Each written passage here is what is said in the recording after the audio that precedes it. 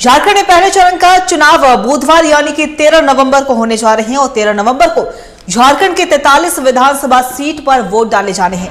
और इस चरण में कहा जा रहा है कई महत्वपूर्ण चेहरे हैं जिनकी साख दांव पर लगी हुई है, चाहे वो चंपाई सोरेन हो, चाहे वो बन्ना गुप्ता हो, सरयू राय, अंबा प्रसाद, राजा पीटर, मीरा मुंडा, रामेश्वर उरांव समेत कई ऐसे महत्वपूर्ण चेहरे हैं जिनके भाग्य का फैसला कल यानी बुधवार को 13 नवंबर को ईवीएम में कैद होने जा रहा है। पलामू, छोटा नागपुर और कोल्हान के सीटों पर भी मतदान होने हैं। कांटे की टक्कर है सभी प्रत्याशियों के बीच में। रांची, हटिया, मांडर, कांके, तमाड़ में भी कल मतदान होने जा रहा है।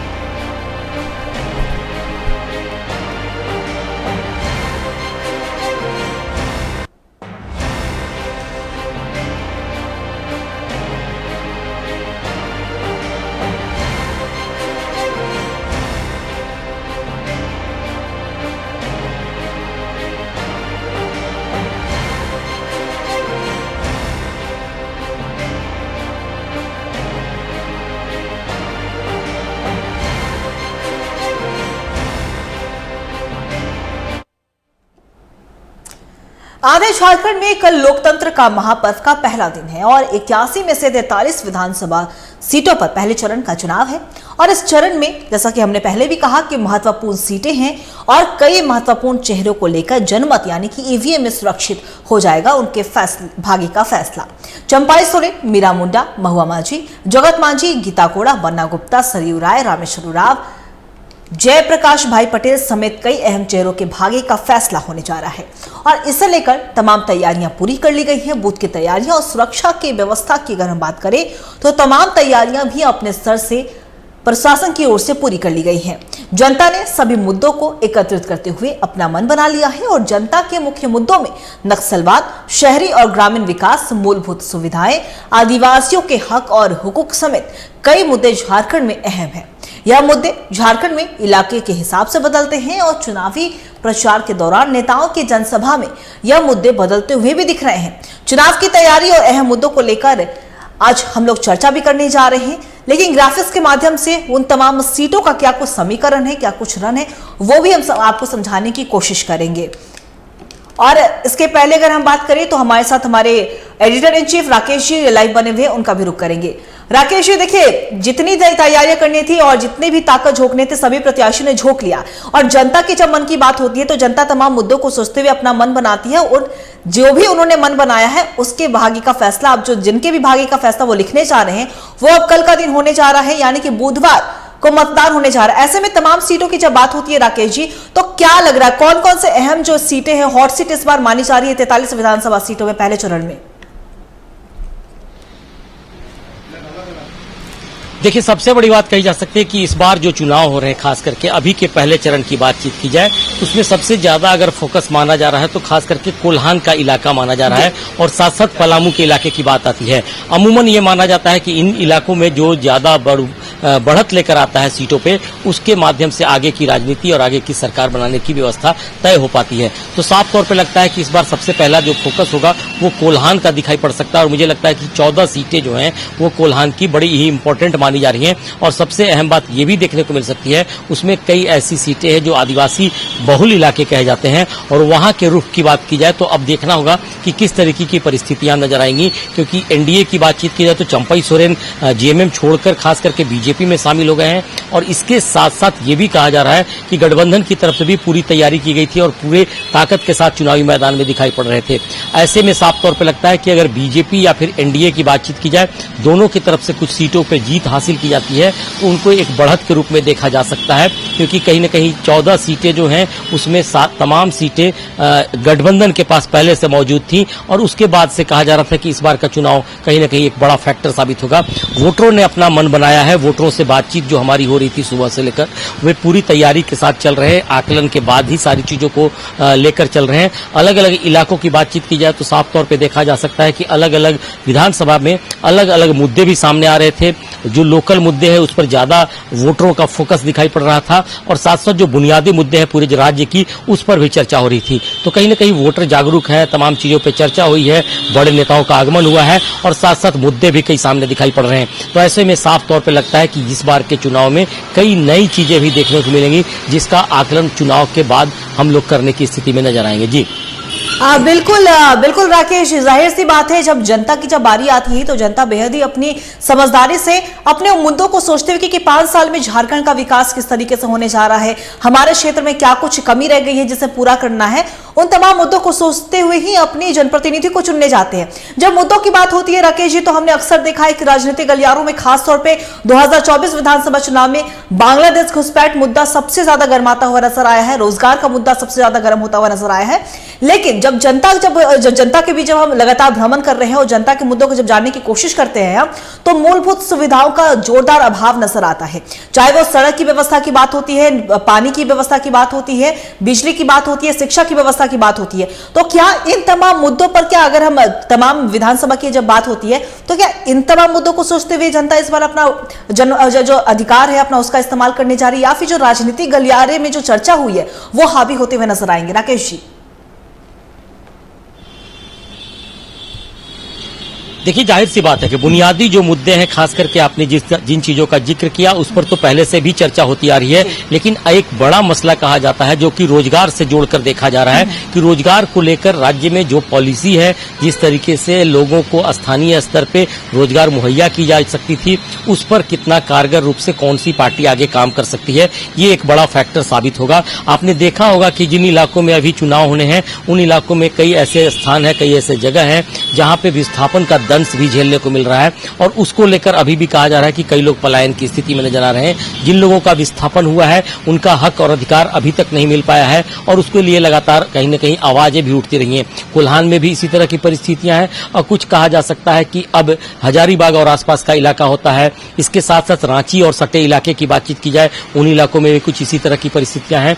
और जो सबसे बड़ी बात कही जा सकती है कि जागरूकता की कमी, यानी कि जागरूकता और शिक्षा, दो चीजों को लेकर जो चर्चा है इस इलाके में, उसको लेकर अब थोड़ी थोड़ी अगर बदलाव देखने को मिल सकते हैं, और उसके लिए कहीं न कहीं वोटर जागरूक होने की कोशिश कर रहे हैं। तमाम जो नेता हैं, तमाम जो लोग हैं, उन तक तमाम बातों को पहुंचाने की कोशिश कर रहे हैं।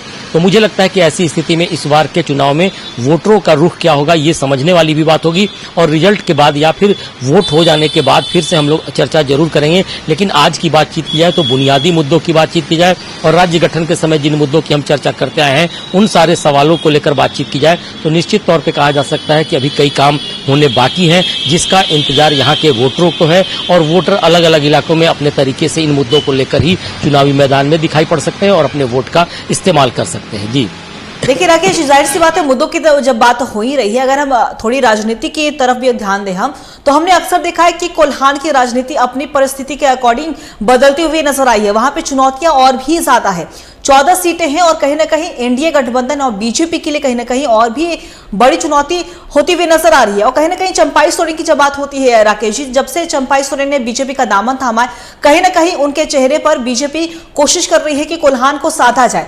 अगर हम कोल्हान के अलावा उन तमाम सीटों पर बात करें, क्या कोल्हान कहीं ना कहीं एक फैक्टर बनने जा रहा है बीजेपी के लिए सरकार बनाने में? देखिए, पहले में मैं जिक्र कर रहा था कि आपने देखा होगा कि अगर पिछले चुनाव की बातचीत की जाए तो कोल्हान से जो सीटें आई थी और साथ साथ संथाल के जो सीटें थी, इन दोनों जगहों की सीटों को लेकर जब चुनाव में बातचीत की गई थी, तब कहीं न कहीं गठबंधन की में ज्यादा सीटों की संख्या थी जीत की, और उसको लेकर सरकार बनाने में उन्होंने काफी कोशिश करते हुए पहल की थी। 2014 के चुनाव की बातचीत की जाए, जब रघुवर सरकार बनी थी, तो इस इलाके में भी कहीं न कहीं एनडीए के फोल्डर से कुछ विधायक जीत कर सामने आए थे, और साथ साथ ये भी माना जा रहा था कि ये जीत के कारण ही शायद सरकार बनाने में बेहतर स्थिति नजर आ रही थी। हालांकि अभी की बातचीत की जाए तो कई बदलाव आए हैं, आपने जिक्र भी किया। चंपाई सोरेन के साथ साथ कई कद्दावर नेता या फिर कार्यकर्ता उनके साथ बीजेपी में शामिल हुए हैं। कोल्हान में 14 सीटों की बातचीत की जाए तो चंपाई सोरेन के नाम को लेकर कई इलाके में चर्चा होती रही है, और चंपाई सोरेन चूंकि जेमे में रहते हुए जमीनी स्तर के मुद्दों को लेकर सवाल खड़े करते रहे थे, और सरकार में रहने के बाद भी, यानी कि गठबंधन की सरकार में रहने के बाद भी उन्होंने कुछ आवाजें उठाई थी, और उसके बाद से अब बीजेपी में जाकर अब चुनाव लड़ने की तैयारी की है। तो उन मुद्दों को लेकर जरूर कहीं न कहीं आवाज उठती नजर आ रही है। मेरी बात 2-3 दिन पहले उनसे हो रही थी, इन्हीं सारे सवालों को लेकर वे चर्चा कर रहे थे, और साफ तौर पे कह रहे थे कि उनका जो सोच है उनकी, और साथ साथ उनकी जो मांगे थी, उसको लेकर आज भी वे बातचीत करेंगे। अगर परिस्थितियां बदलती हैं, सरकार सरकार उनकी बनती है तब शायद इन मांगों को लेकर जो जनता की मांगे हैं उस पर चर्चा होगी। हमने उस इलाके में रोजगार और पलायन पे भी चर्चा करने की कोशिश की थी, जिसको लेकर वे बार बार लड़ाई लड़ते रहे हैं। तो अभी की बातचीत की जाए तो निश्चित तौर पर चुनाव का माहौल है। तमाम राजनीतिक दल कहीं न कहीं इन सारे मुद्दों को, आपने देखा होगा कि तमाम लोगों के मैनिफेस्टो की बात की जाए, सभी ने रोजगार को लेकर के और साथ साथ नौकरी को लेकर के, विस्थापन और पलायन को लेकर के चर्चा की थी और उनके मैनिफेस्टो में इन सारी चीजों का जिक्र किया गया था। तो कहीं न कहीं सबकी नजर इस दिशा में दिखाई पड़ती नजर आ रही है। और अभी की बात की जाए तो वोटर भी इन सारे मुद्दों को लेकर सवाल खड़े करते नजर आए हैं। हमारे तमाम सहयोगी जिस तमाम इलाकों में, यानी कि 81 विधानसभा में अलग अलग जाकर जो आकलन कर रहे थे, उसके आधार पे आज भी जिन इलाकों की मैं चर्चा कर रहा हूं वहां मुद्दे ही कहीं न कहीं हावी होते नजर आ रहे हैं। और जनता और वोटर जो भी बोले हम लोग, वो सीधे सीधे अपने इलाके के मुद्दों पे ही चर्चा करना चाहती है और वोट के बाद उन्हीं को जीतकर सामने लाने की प्रयास करती है जो उनके इलाके के हित की बात कर सकेगा और राज्य के विकास के लिए जो मुद्दे सामने आए थे उन पर उनका रुख क्या होगा, इन सारी भी बातों का आकलन कर वे अपने वोट का इस्तेमाल करेंगे। जी देखिए, बिल्कुल राकेश जी, जब एनडीए गठबंधन की जब बात होती है तो बिल्कुल इंडी गठबंधन को नकारा नहीं जा सकता। इंडी गठबंधन भी अपने आप में मजबूत है, हेमंत सोरेन चेहरा है। तो साफ तौर पे जब मैनिफेस्टो का आपने जिक्र किया है तो हमने देखा है कि नौकरी रोजगार को लेकर भी, चाहे वो बीजेपी की बात हो रही है, चाहे वो जेएमएम में कांग्रेस की बात हो रही है, रोजगार और महिला सशक्तिकरण पे जोर दिया गया है। लेकिन अगर हम राजनीतिक गलियारों की बात करें, जब 5 लाख नौकरी का वादा करते हुए जब हेमंत सोरेन सरकार में पहुंचे थे, हेमंत सोरेन सरकार में आए, लेकिन उसके बाद से हमने देखा कि 5 लाख रोजगार नहीं दे पाए वो, तो तब बीजेपी ने तमाम तरह के सवाल भी उठाए। अब उन्होंने, अगर मैनिफेस्टो पे ध्यान दें, तो 10 लाख रोजगार का वादा किया है। तो क्या इंडी गठबंधन और हेमंत सोरेन के लिए बड़ी चुनौती होने जा रही है? क्या बीजेपी इस मुद्दे को भी दूसरे तरीके से देख सकती है?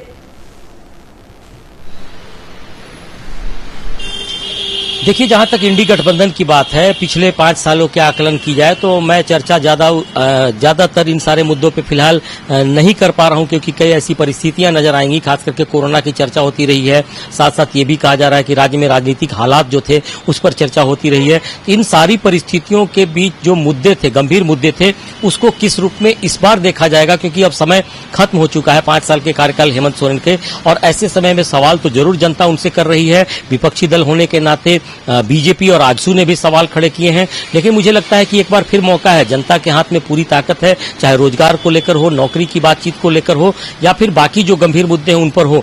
कहीं न कहीं राजनीतिक दल के लोग अपने मैनिफेस्टो में किसी तरह से घुमाकर फिराकर भी तमाम चीजों का कहीं न कहीं जिक्र किया है और उसे लागू कराने की बात की है। सबसे अहम बात कही जा सकती है कि झारखंड की राजनीतिक परिस्थिति, आर्थिक परिस्थिति, सामाजिक परिस्थिति और भौगोलिक स्थिति, ये सारी परिस्थितियां अलग अलग तरीके से आकी जाती हैं और मुझे लगता है कि राजनीतिक दल इसको समझते हुए भी बातचीत करते जरूर हैं। लेकिन सही तरीके से रोजगार देने के लिए जो पहल की जानी चाहिए, नौकरी को लेकर जो सवाल खड़े होते हैं उस पर चर्चा की जानी चाहिए। ये सारे मुद्दे किसी भी सरकार में पूरी तरह से कारगर रूप से लागू होते नजर नहीं हैं। तभी तो खामियाजा आज राज्य को भुगतना पड़ रहा है कि 24 साल के इस राज्य में ना तो स्थानीय नीति परिभाषित की जा सकी, ना ही रोजगार नीति को लेकर चर्चा हो सकी।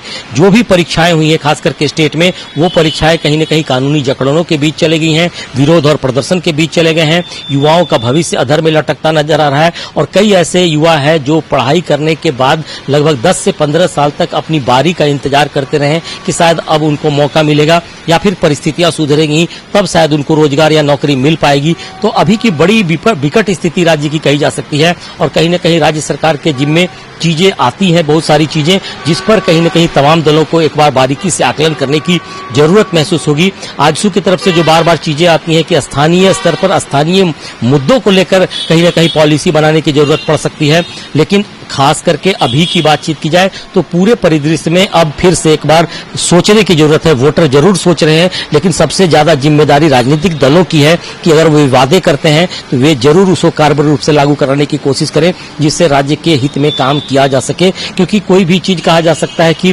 परिस्थितियां जिस तरीके की है उसमें कोई सभी चीजों पे तो नहीं गौर किए जा सकते हैं, लेकिन जो बुनियादी चीजें हैं उस पर बातचीत की जा सकती है। और मुझे लगता है कि सरकार अगर गंभीरता से सोचती है, सरकार अगर बातचीत करती करती है, सामंजस्य बिठाती है विपक्षी पार्टी से भी, तो तालमेल के साथ एक बेहतर रणनीति के साथ विकास के मुद्दे पे सभी को सोचने की जरूरत महसूस की जा सकती है। अब समय वोट का जरूर है, वोटर जरूर वोट देंगे, लेकिन मुझे लगता है जो गंभीर मुद्दे हैं उस पर एक दल या खास करके अपने दल जैसे एनडीए या खास करके गठबंधन, दोनों को अलग अलग तरीके से नहीं सोचकर एक साथ सोचना होगा। जो राज्य के हित के मुद्दे हैं उस पर एक मंच पर बातचीत करनी होगी, तभी जाकर सार्थक रूप से विकास की बात की जा सकेगी। लेकिन जनता अभी भी इंतजार कर रही है कि कौन सी पार्टी उनके हित में कम से कम बात तो करेगी, पॉलिसी बनाएगी, उस रणनीति के तहत काम करेगी। और वक्त के साथ इन सारी चीजों को लेकर अब गांव-गांव में लोग समझने लगे हैं, रोजगार को लेकर महिलाएं भी चर्चा करने लगी हैं, युवा भी कहीं न कहीं इस बात को लेकर सवाल खड़े कर रहे हैं और गांव के युवा अब कहीं न कहीं इन सारी चीजों को जानते हुए, समझते हुए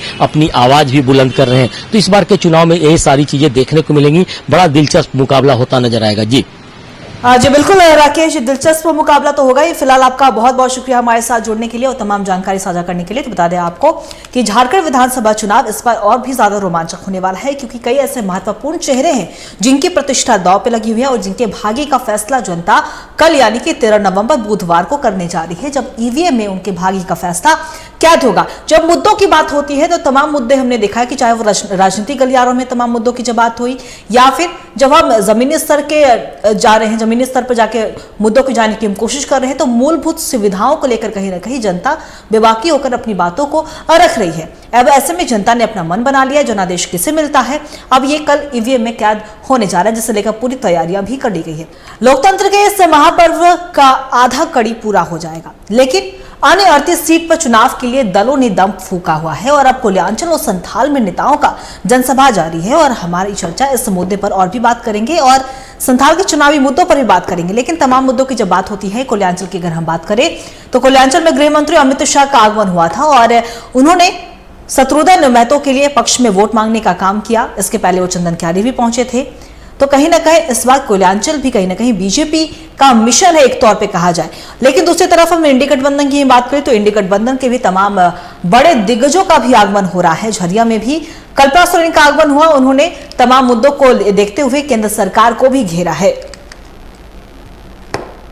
साफ तौर पे कहा जाए तो इस बार कोल्यांचल भी एक अहम कहा जा रहा है और संथाल भी कहीं ना कहीं बीजेपी के लिए एक बड़ी चुनौती भी है। लेकिन अगर हम धनबाद की ही बात करें तो धनबाद में इस बार दूसरे चरण में चुनाव होने जा रहा है। इसके पहले तमाम बड़े दिग्गजों का भी आगमन हुआ है। गृह मंत्री अमित शाह भी पहुंचे थे, शिवराज सिंह चौहान भी पहुंचे थे।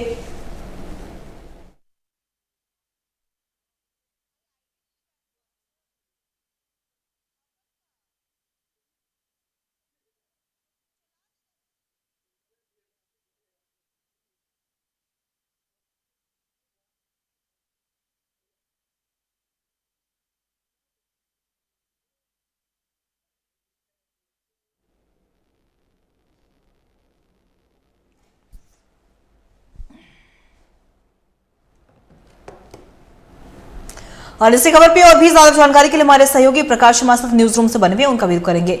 देखिए प्रकाश, लोकतंत्र का महापर्व है और ऐसे में पहले चरण का चुनाव होने जा रहा है, लेकिन दूसरे चरण की जब बात हो रही है यानी कि 20 नवंबर को दूसरे चरण का जब मतदान होगा, तो इसे लेकर भी तमाम राजनीतिक दलों की अपनी ओर से तैयारियां की जा रही है। कोल्यांचल में भी हमने देखा कि कोल्यांचल की धरती पर तमाम बड़े दिग्गजों का आगमन हुआ और इंडी गठबंधन की बात कर ले, इंडिया गठबंधन की बात कर ले, अपने अपने प्रत्याशियों के समर्थन में वोट मांगने का काम किया है। ऐसे में कोल्यांचल में किस तरीके से राजनीतिक सरगर्मी भी बढ़ी हुई है?